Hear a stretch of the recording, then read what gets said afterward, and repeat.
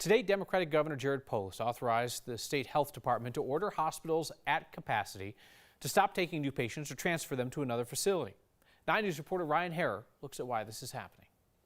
The governor's executive order comes as the situation in Colorado's hospitals worsen. CDPHE data shows more than 1,500 people are in the hospital with COVID-19. 11% of hospitals predict they will run out of ICU beds in the next week. 35% anticipate a staffing shortage within the next week. They're exhausted, and it's really straining their ability to kind of continue on day after day. Joshua Ewing is with the Colorado Hospital Association. Generally, hospitals have been sending patients elsewhere when they hit capacity, but this executive order gives CDPHE the authority to ensure it without patient permission. You will have access to the best quality care necessary, and that if your local hospital can't provide it, you'll be transferred to a partner hospital that can provide that. When hospitals hit capacity, they can sometimes find ways to extend themselves by putting ICU patients in other wards, for instance. There's financial incentives to admit that patient and to continue to treat them. An Iron Health medical expert, Dr. Pyle Coley, says many hospitals aren't full of just COVID patients, but also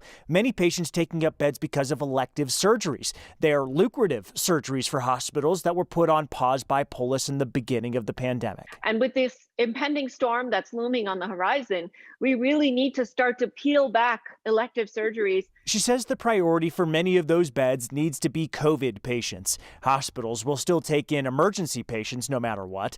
The order also encourages healthcare facilities and ambulances to prevent balance billing, having the patient pay for out-of-network services caused by a transfer. Ultimately, all of it can be slowed with the many measures we've heard about for months. We're coming up on a holiday. Please, please, please be safe. In Denver, Ryan Harrer, 9 News. Hospitalization numbers are expected to keep rising so long as our daily case count stays high. Colorado added another 3,500 cases yesterday. We're averaging about 4,700 new cases a day for the past week. The positivity rate has dropped slightly, though it's still really high. 11% of tests came back positive yesterday, and our 7-day average positivity is 11.8%. Testing sites around Denver remain very busy, dealing with long lines of people waiting for tests. Tomorrow, some will close. Others will open late because of that snow. Denver says its sites won't open until noon, so definitely check with your local testing site for hours tomorrow before you go. New restrictions take effect in Larimer County tomorrow, and then El Paso County goes to level red later this week. As of Friday, 22 counties will be under level red. That new level of restriction bans indoor dining and limits gym capacity. It's one step away from a stay-at-home order. Tomorrow, the Castle Rock City Council is expected to vote on a resolution opposing the state moving Douglas County to level red. It's mostly a symbolic vote. It doesn't outright reject the restrictions, as Republican commissioners up in Weld County have done.